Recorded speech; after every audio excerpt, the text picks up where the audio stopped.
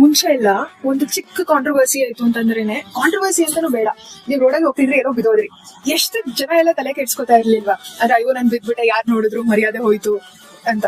ಈಗ ನಮ್ ಫ್ಯಾಮಿಲಿನಲ್ಲಿ ಯಾರೋ ದೂರದ ಸಂಬಂಧಿಕರು ಏನೋ ಒಂದ್ ಮಾಡಿ ಯಾರಿಗೋ ಮೋಸ ಮಾಡಿ ಹೊರಟೋದ್ರು, ಅವಾಗ ಅಯ್ಯೋ ನಾವು ಹಿಂಗೆ ಅಂತ ಅನ್ಕೋತಾರೆ, ನಮ್ ಕೆಲ್ಸದಲ್ಲಿ ಏನಾಗುತ್ತೋ ಇವಾಗ, ನಮ್ಮನ್ ಕೆಲ್ಸದಿಂದ ತೆಗ್ದಾಕ್ಬಿಟ್ರೆ ಏನೇನೋ ತಲೆಗೆ ಬರ್ತಾ ಇತ್ತು.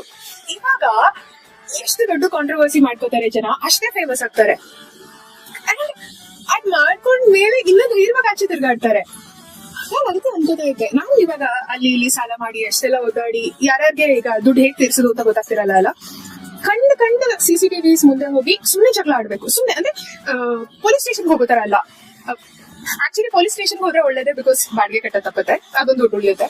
ಬಟ್ ಬಾಡಿಗೆ ಮನೇಲಿ ಇಲ್ಲ ನೀವು ಅಂತಂದ್ರೆ ಸುಮ್ನೆ ಜಗಳ ಮಾಡ್ಕೋಬೇಕು. ಆಮೇಲೆ ಅಲ್ಲಿ ನೋಡಿದವರೆಲ್ಲ ಇದು ಯಾರಿದು ಅಂತ ಹುಡುಕ್ತಾ ಇರ್ತಾರೆ, ನೀವು ಫುಲ್ ಫೇಮಸ್ ಆಗ್ತೀರಾ. ಅದಾದ್ಮೇಲೆ ಬಿಗ್ ಬಾಸ್ ಅಲ್ಲಿ ಕ್ಯಾಮ್ರಾಸ್ ಮುಂದೆ ಜಗಳ ಆಡ್ಬೇಕು, ಅವಾಗ ಇನ್ನ ಫೇಮಸ್ ಆಗ್ತೀರಾ. ನೆಕ್ಸ್ಟ್ ಇನ್ ಯಾವ್ದೋ ಮೂವೀಸ್ಗೋ ಅಡ್ವರ್ಟೈಸ್ಮೆಂಟ್ಗೋ ಅಲ್ಲಿ ಇಲ್ಲಿ ಬರುತ್ತೆ, ಸೆಟ್ಲ್ ಲೈಫ್, ದುಡ್ಡಿನ ಟೆನ್ಷನ್ ಇರಲ್ಲ. ಮತ್ತೆ ಇಲ್ಲಿಗೆಲ್ಲ ಕೂಡ ಏನು ಮಾಡಿಲ್ಲ, ನಥಿಂಗ್ ರಾಂಗ್. ಒಂದಂತಂದ್ರೆ ಮಾನ ಮರ್ಯಾದೆ ಹೋಗುತ್ತೆ ಅಷ್ಟೇ.